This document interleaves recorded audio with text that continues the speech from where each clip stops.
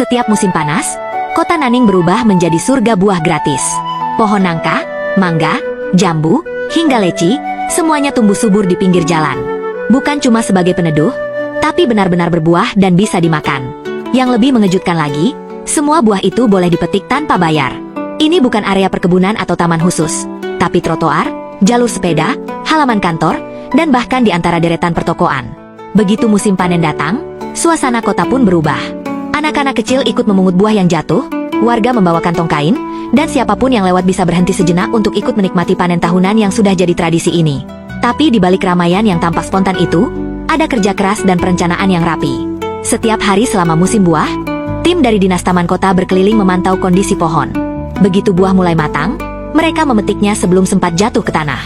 Ini penting, karena jika buah seperti nangka atau mangga dibiarkan jatuh sendiri, bisa pecah dan membusuk di jalan. Selain menimbulkan bau tak sedap, sisa buah yang berserakan bisa membuat trotoar dan jalanan jadi licin, risiko nyata bagi pejalan kaki dan pengendara. Maka proses panennya tidak dilakukan sembarangan.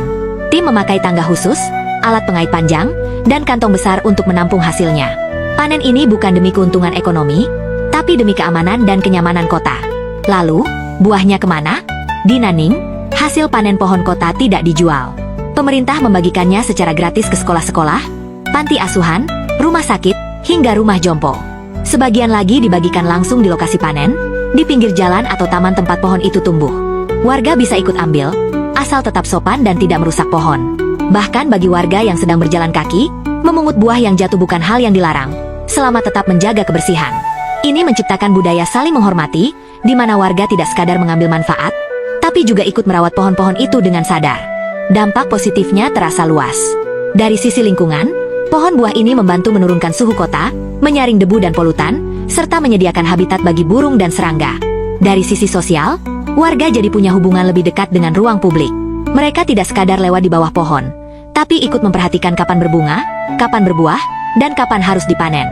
Anak-anak tumbuh dengan pengetahuan alami tentang musim dan jenis pohon, sementara orang dewasa merasa kota ini benar-benar milik bersama. Bagi institusi sosial yang menerima buah gratis, ini juga mengurangi beban biaya makan. Semua pihak diuntungkan, tanpa harus membeli atau membayar. Yang membuat semua ini mungkin adalah sebuah keputusan berani yang diambil pemerintah kota sejak akhir 1980-an. Saat kota lain fokus menanam pohon pelindung atau tanaman hias, Nanning memilih jalan berbeda, menanam pohon buah. Iklim panas dan lembab khas Tiongkok Selatan sangat cocok untuk tanaman tropis. Maka mereka mulai menanam mangga, jambu, nangka, leci, bahkan rambutan. Strategi ini dilakukan bertahap, dan hari ini hasilnya terlihat jelas. Lebih dari 20.000 pohon buah tersebar di seluruh kota, dari jalan protokol sampai gang sempit di kompleks permukiman. Filosofinya sederhana. Kalau bisa menanam sesuatu yang memberi manfaat langsung, kenapa tidak? Kini, pendekatan ini mulai dilirik kota-kota lain di Tiongkok. Tapi Nanning tetap dikenal sebagai pelopornya. Dan mungkin, kisah kota ini bisa jadi inspirasi. Bayangkan kalau di kotamu, pohon buah bukan hanya ada di halaman belakang rumah, tapi juga di trotoar, taman, dan jalur hijau. Setiap orang bisa merasakan panen, bukan hanya petani. Pohon jadi penghubung antara kota dan warganya. Sebuah pengingat bahwa membangun kota bukan hanya soal infrastruktur, tapi juga tentang bagaimana menjadikan ruang publik terasa hidup, bermanfaat, dan benar-benar dimiliki bersama.